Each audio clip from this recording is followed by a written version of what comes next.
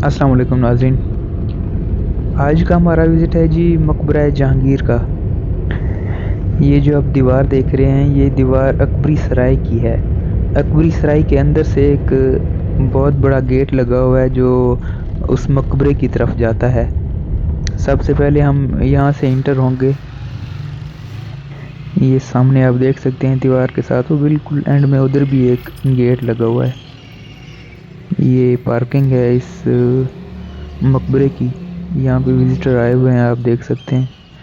और ये है इसका मेन गेट, यहाँ से एंट्री होती है। यहाँ से एंट्री के लिए टिकट लेना पड़ता है। ये भाई यहाँ से टिकट ले रहे हैं, आपको टिकट भी दिखाते हैं। ये 20 रुपए का अमूमन है एक टिकट, एक बंदे के लिए 20 रुपए का टिकट। यहाँ से इंटर होके ये जो आप अहाता देख रहे हैं, जिसके चारों तरफ छोटे छोटे कमरे बनाए गए हैं दीवारों के साथ, इसको अकबरी सराय कहते हैं। इस सराय की और मकबरे की अच्छी देखभाल की जा रही है, साफ़ सुथरा माहौल है यहाँ पे। सराय से मुतालिक यहाँ पे एक ये बोर्ड लगाया गया है, इसकी सारी मालूमात आपको यहाँ से मिल जाएगी। इस सराय की जो तामीर है ये हुई थी शहनशाह शाहजहां के दौर में, जो शहनशाह जहांगीर का बेटा था। मकबरा जहांगीर और सराय अकबरी की तकमील 1637 में हुई। शहनशाह शाहजहां के दरबार का एक मौरख मुल्ला अब्दुल हमीद अपनी किताब बादशाह नामा में सराय को जिलू खाना रोज़ा के नाम से मौसूम करता है, जिसके मानी है मकबरे का मुनसलका अहाता। सराय के अहाते के चारों तरफ एक ऊंचा चबूतरा बनाया गया है, जिस पर चारों तरफ छोटे कमरे बनाए गए हैं, जिनकी तादाद 180 है। हर कमरे के सामने एक बरामदा है। सराय के कोनों में बुर्जों का इजाफा भी किया गया है। सराय में अमूमी मुगलिया तर्ज के दो बड़े दरवाजे जानिब शुमाल और जनूब वाक़े हैं। मुगलिया दौर की फन तमीर का शाहकार है ये दरवाज़ा। ये आप देख सकते हैं कि किस तरह की नक्काशी की गई है इस दरवाजे पर।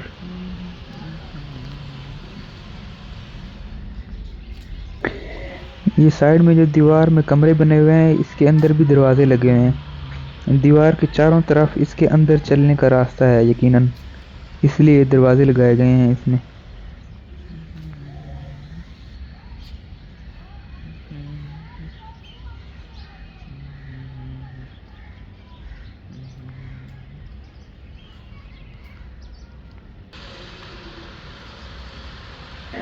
ये आप देख सकते हैं कितनी खूबसूरती से इस दरवाजे को तामीर किया गया है।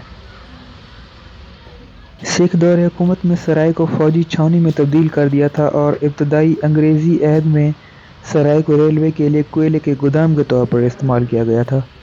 इस सराय मकबरा जहांगीर और मकबरा आसिफ खान के साथ 1993 में यूनेस्को की आर्जी आलमी विरसे के फहरिस्त में शामिल किया गया था।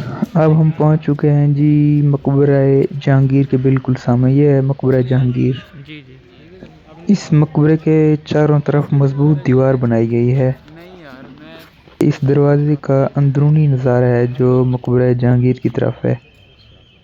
इसकी भी देखभाल अच्छे तरीके से की गई है। इसके बारे में मालूमात इस बोर्ड पे लिखी हुई है, आप विज़िट करें तो ये आप मालूमात पढ़ सकते हैं।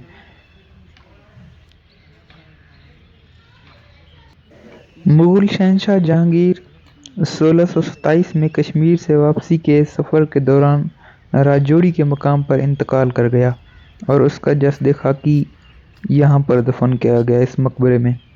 मकबरे की तामीर इसके बेटे और जानशीन शहनशाह शाहजहां ने तकरीबन 10 लाख रुपए की खतीर रकम से 10 बरस की मुद्दत में 1637 में मुकम्मल करवाई थी। ताज महल आगरा और मकबरा हुमायूं वाक़ई दहली के बाद ये मकबरा बरसगीर पाक व हिंद में मुग़लों की लासानी इमारत में से एक है। मकबरा जहांगीर मुरबा शक्ल इमारत है जिसकी हर सिमत 81.4 मीटर है। मकबरे के चारों अतराफ का दरमियानी हिस्सा आगे बढ़ा हुआ है। मकबरे की इमारत तकरीबन 1.22 मीटर बुलंद चबूतरे पर तामीर की गई है। इमारत के बैरूनी अतराफ और मीनार के नीचे वाले हिस्से पर संग सुर्ख लगाया गया है। संग सुर्ख के सीलों पर संगमरमर के जड़ाव से आराइशी का काम किया गया है। चारों कोनों पर हस्त पहलू 5 मंजिला और तकरीबन 30.5 मीटर बुलंद मीनार हैं, जिन पर संगमरमर और पीले पत्थर से लहरिया बनाया गया है। अब अंदर दाखिल होते हैं। ये सामने आप देख सकते हैं खूबसूरत दरवाज़ा, संगमरमर का पत्थर का ये बनाया गया है दरवाज़ा, जालियों वाला दरवाज़ा बहुत ही खूबसूरत है। इसके आगे एक लकड़ी का दरवाज़ा भी लगा हुआ है। ये है जी मकबरा, इसमें दफन है शहंशाह जहांगीर। ये उसका तावीज़ बना हुआ है ऊपर। कब्र का तावीज़ संगमरमर का है, जिस पर कीमती पत्थरों से जुड़ाई और अल्लाह ताला के सिफाती नाम कुनिंदा किए गए हैं। आप इस तामीराती काम से अंदाज़ा लगा सकते हैं कि 1637 में इस पे 10 लाख रुपए की रकम खर्च आई थी। मकबरे को रंजीत सिंह से पहले लाहौर के 3 हुक्मरानों में से एक लुबना सिंह के हाथों शदीद नुकसान उठाना पड़ा। खुद रंजीत सिंह के दौर में इसके खूबसूरत आराइशी पत्थरों को उखाड़ कर अमृतसर में सिखों के गुरुद्वारे में इस्तेमाल किया गया। He told his wife. He told his wife, and after his इस इमारत को रंजीत सिंह के हिस्पानवी फौजी अफसर for ladies, आमाइश ने these are और the बाद अज़ां अफगानिस्तान के बादशाह दोस्त मोहम्मद खान के भाई सुल्तान मोहम्मद खान ने अपने दौरे जलावतनी में बतौर रिहाइश गाह भी इस्तेमाल किया, जिसके बायस इसे मज़ीद नुकसान पहुंचा। इस अजीम शान मकबरे को 1993 में यूनेस्को की आलमी विरसे की फहरिस्त में शामिल किया गया। इमारत की अंदरूनी दीवारों पर फूलकारी के अंदाज में नक्काशी की गई है। सामने आप देख सकते हैं संगमरमर की जालियों वाला दरवाज़ा, और ये कदीमी लकड़ी का दरवाज़ा उस दौर का लगा हुआ है, अभी तक सही सलामत है। अब बाहर की तरफ चलते हैं, इसके चारों तरफ चक्कर लगाते हैं। ये देखें, ये एक दरवाज़ा है जो लकड़ी का बना हुआ है, ये भी उस दौर का है, अभी तक वैसे का वैसा ही सही सलामत है। इस इमारत के गिर्द कालबूती छतों वाले बरामदे बनाए गए हैं। 1955, 1973 और 1988 में आने वाले सैलाब ने भी इस मकबरे को नुकसान पहुंचाया। यहाँ पर इस मकबरे की तामीर के बारे में मालूमात और वो पत्थर रखे गए हैं जो इस मकबरे की तामीर में इस्तेमाल हुए थे। अब आपको थोड़ा सा शहंशाह जहांगीर की ज़िंदगी के बारे में थोड़ी सी मालूमात देते हैं। अकबर आज़म के 3 लड़के थे, सलीम, मुराद और दानियाल।